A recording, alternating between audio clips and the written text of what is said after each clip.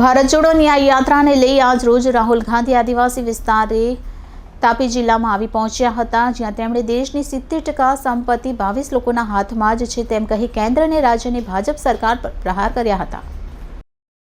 ભારત જોડો ન્યાય યાત્રાને લઈને રાહુલ ગાંધી આજે તાપીમાં પ્રવેશ કર્યો હતો। સુરત જિલ્લામાંથી તાપી જિલ્લામાં વ્યારા બસ સ્ટેન્ડ પર જાહેર સભા સંબોધ્યા બાદ રાહુલ ગાંધી મહારાષ્ટ્રમાં પ્રવેશ કરવાના હતા, પરંતુ સોનગઢની જાહેર સભા અને મહારાષ્ટ્રનો આજનો પ્રવેશ મોકૂફ રાખી તેઓ દિલ્હી રવાના થયા હતા અને આજે અહીં આ યાત્રાનું સમાપન કર્યું હતું।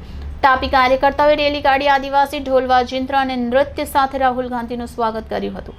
આદિવાસી નૃત્ય આકર્ષણનું કેન્દ્ર બન્યું હતું। નોંધવું રહ્યું કે એક સમય કોંગ્રેસના ગઢ ગણાતા અને હવે જ્યાં કોંગ્રેસ પોતાનું અસ્તિત્વ ટકાવવા મથી રહી છે, તેવા તાપી જિલ્લામાં રાહુલ ગાંધીની ભારત જોડો યાત્રાથી નેતાઓ અને કાર્યકર્તાઓમાં આશાનું કિરણ જાગ્યો છે। આજની જાહેર સભામાં રાહુલ ગાંધીએ કરેલી વાતોના મહત્વના મુદ્દાઓ જોઈએ તો રાહુલ ગાંધીજીએ જાતિગત જનગણના કરવાની માંગ કરી હતી। દેશમાં બધા જ મોટા કોન્ટ્રાક્ટ અદાણી અને અંબાણીને કેમ આપવામાં આવે છે તેવો સવાલ કર્યો હતો।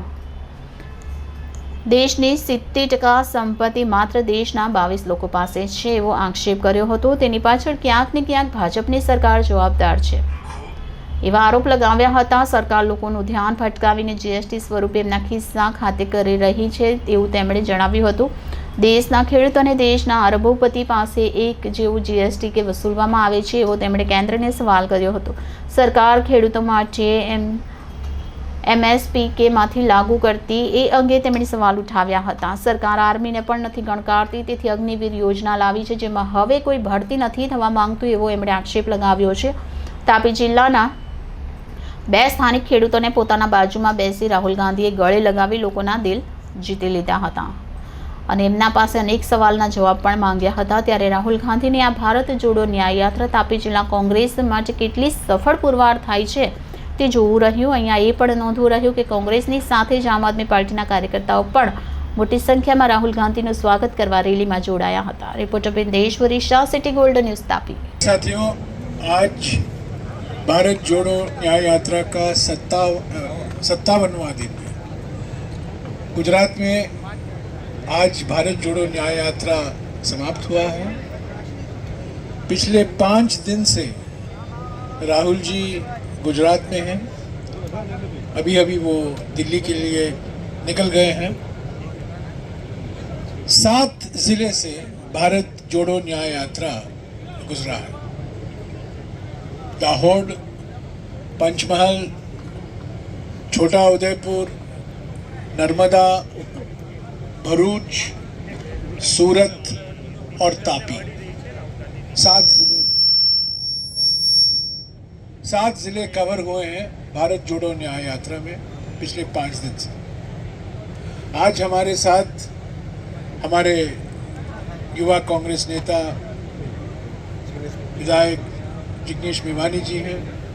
वो आपको गुजरात में भारत जोड़ो न्याय यात्रा का क्या अनुभव रहा है, उसका क्या असर हुआ है, उसके बारे में आपको जानकारी देंगे। હું એક કોંગ્રેસના કાર્યકર્તા તરીકે અને એક દેશના નાગરિક તરીકે બહુ ક્યુરિયોસિટીથી, કૌતુકતાથી ભારત જોડો યાત્રાને જોઈ શકતો હતો। મારા પોતાના થોડાક હેલ્થના પ્રશ્નના કારણે હું ભારત જોડો યાત્રાના પહેલા ફેઝમાં નહોતો જઈ શક્યો। હું સતત વિચારતો હતો કે દુનિયાના ઇતિહાસમાં, માનવ સભ્યતાના ઇતિહાસમાં કોઈ પણ જાહેર જીવનનો વ્યક્તિ એ 4000 કિલોમીટર રાષ્ટ્ર નિર્માણ માટે ભાઈચારા, પ્રેમનો અને કોમી એકતાનો સંદેશ લઈને નીકળ્યો હોય, આવો કદાચ માનવ સભ્યતાના ઇતિહાસમાં બીજો કોઈ દાખલો નથી। અને એવા સંજોગોમાં થયું જ્યારે ઉનાકાંડથી આપણે બધા વાકેફ છીએ કે ફક્ત દલિત સમાજથી બિલોંગ કરતા હોવાના કારણે દલિત સમાજના 4 નિર્દોષ યુવકોને પોલીસ સ્ટેશનની બહાર ભર બજારમાં એમની ચામડી ઉતારી નાખવામાં આવે। આ ભારત જોડો યાત્રા એવા સમયમાં થઈ હતી જ્યારે ફક્ત મુસ્લિમ ધર્મથી બિલોંગ કરતા હોવાના કારણે અનેક મુસ્લિમ સમાજના યુવકોને મોબ લિન્ચિંગમાં સડક ઉપર રેસી નાખવામાં આવ્યા હોય। એવા સમયે ભારત જોડો યાત્રા થઈ જ્યારે બિલ્કિસ બાનોના બળાત્કારીઓને જેલમાંથી છોડી નિર્લજ્જતાપૂર્વક લાડવા ખવડાવવામાં આવ્યા હોય ગુજરાતની અંદર, ગુજરાતની અસ્મિતા અને ગુજરાતના ગૌરવને ખંડિત કરીને. એવા સમયે ભારત જોડો યાત્રા થઈ, જ્યારે આરએસએસના એક મંચ પરથી એક માણસ એવું બોલ્યો કે મુસ્લિમ સમાજની સ્ત્રીઓના ડેડ બોડીને બહાર કાઢીને એની પર રેપ કરવો જોઈએ. આ એવા સમયમાં ભારત જોડો યાત્રા થઈ, જ્યારે આસામની અંદર એક કેમેરામેન એક માણસના મૃતદેહની ઉપર નાચ કરતો હતો.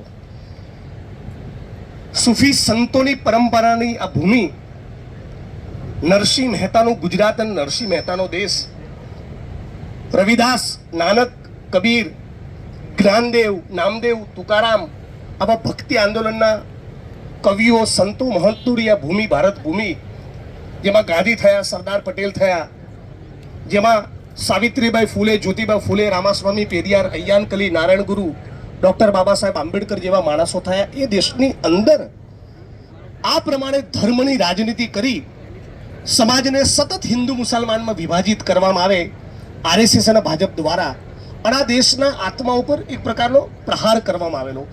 આવા સમયે કોંગ્રેસ પાર્ટીએ, જાહેર જીવનના માણસોએ રાહુલ ગાંધીના નેતૃત્વમાં આ દેશના ઇન્જર્ડ થયેલા આત્માને હિલિંગ ટચ આપવાની કોશિશ કરી.